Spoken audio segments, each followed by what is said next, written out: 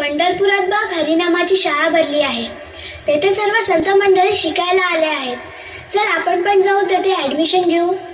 हरिनामाची शाळा भरली पंढरपुरात,